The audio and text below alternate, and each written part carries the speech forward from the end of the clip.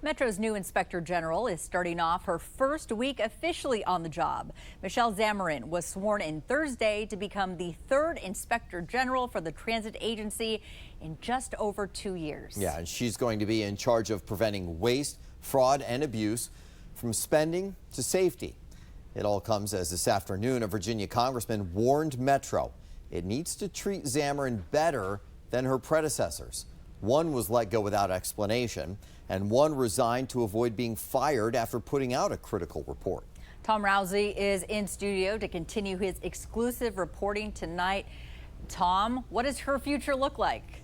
Well, at least one Virginia congressman is hoping it will be different than her predecessors. It was last week that Congressman Gerry Connolly sent this letter expressing his concerns and calling for more independence for Metro's Inspector General to the chair of Metro's board. Now, I want you to notice something. That letter dated June 27th. That was this past Thursday. Thursday was also the day this happened. Michelle Zamarin was sworn in as the newest Inspector General, the third full-time IG since March 2022, when Metro's board of directors let Inspector General Jeffrey Charrington go without ever offering a public explanation.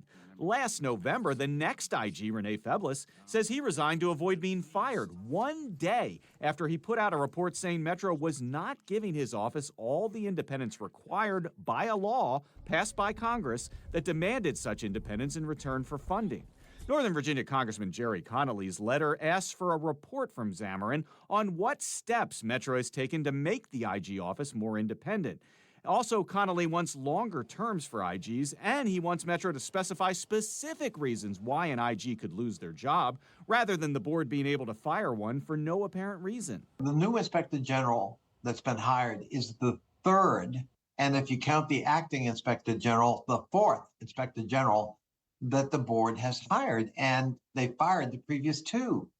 So we feel that you need to really narrow the grounds for cause before you decide you can and want to dismiss and can justify dismissing an Inspector General. By phone today, outgoing board chair Paul Smedberg said he appreciates the inquiry and Metro is responding.